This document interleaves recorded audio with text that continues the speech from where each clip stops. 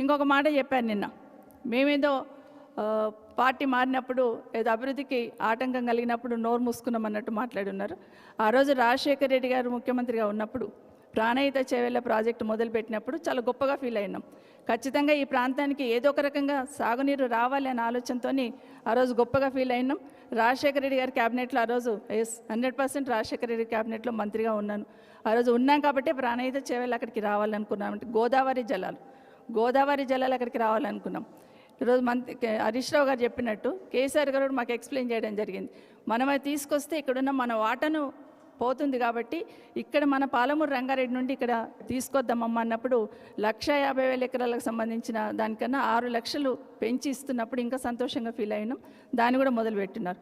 ఒక సందర్భంలో కేసీఆర్ గారు అన్నారు, ఈ రాష్ట్రంలో పాలమూరు రంగారెడ్డి కాళేశ్వరం ఈ 2 ప్రాజెక్టులు పూర్తి అయితే ఎందుకు నేను తెలంగాణ కావాలన్నానో ఆ కోరిక నాకు నెరవేరుతుందమ్మా, ఇది కూడా పూర్తి చేసి అందరికీ నీళ్ళు అందిస్తేనే నా స్వప్నం నెరవేరుతుందని గొప్ప మాట చెప్పున్నారు.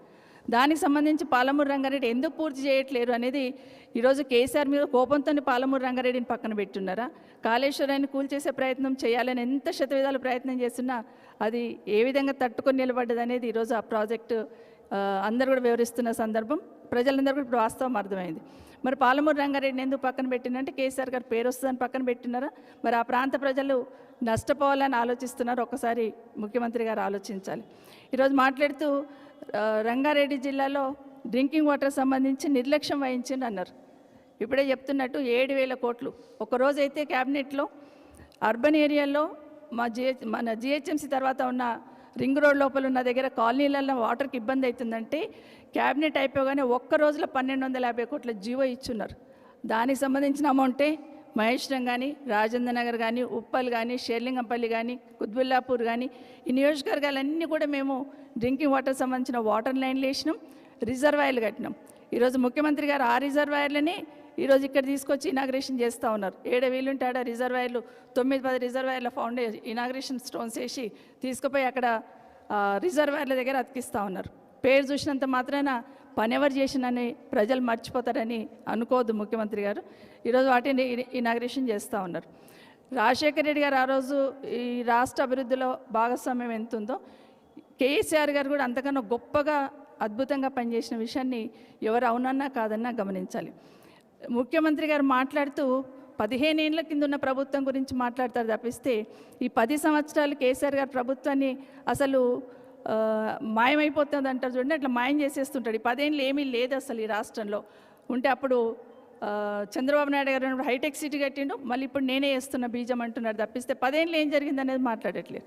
హైటెక్ సిటీ అని గొప్పగా చెప్తున్నాం, సంతోషం, బీజం వేస్తున్నారు. కానీ అదే హైటెక్ సిటీలో ఆ రోజు 2009 అప్పుడు 2004లో అదే హైటెక్ సిటీ దగ్గర చూస్తే అండర్గ్రౌండ్ డ్రైనేజ్ లేదు.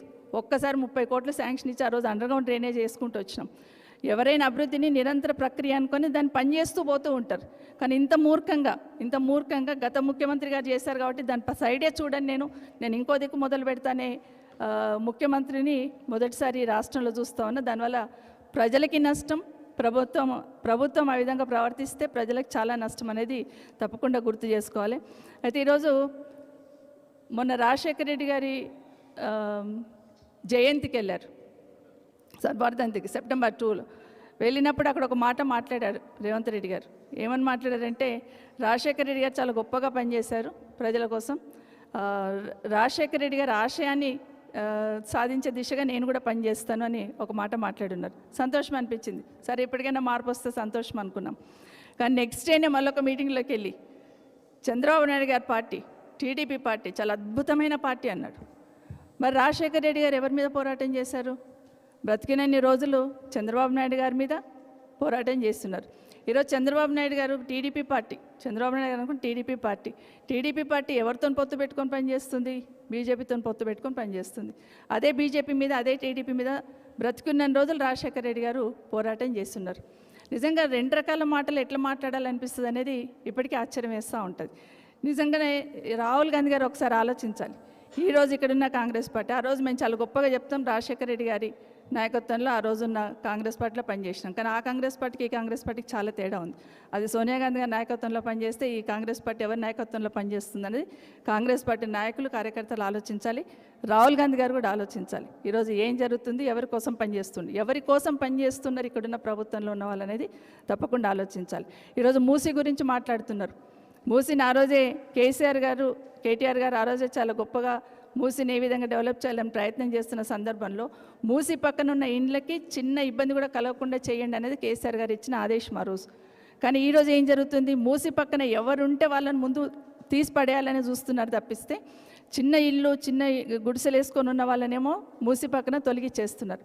కానీ అదే మూసీ పక్కన పెద్ద పెద్ద అపార్ట్మెంట్లో పెద్ద పెద్ద షాపింగ్ కాంప్లెక్స్లో కడుతుంటే వాళ్ళకు మాత్రం పర్మిషన్ ఇస్తున్నారు.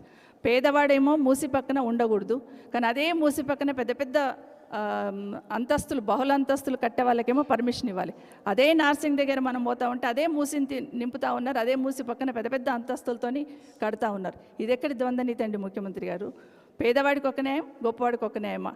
మూసి ప్రక్షాళన చేస్తున్నప్పుడు ఏ విధంగా మీరు తీసి పడేస్తే వాళ్ళందరూ ఏ విధంగా తెలంగాణ భవన్కి వచ్చి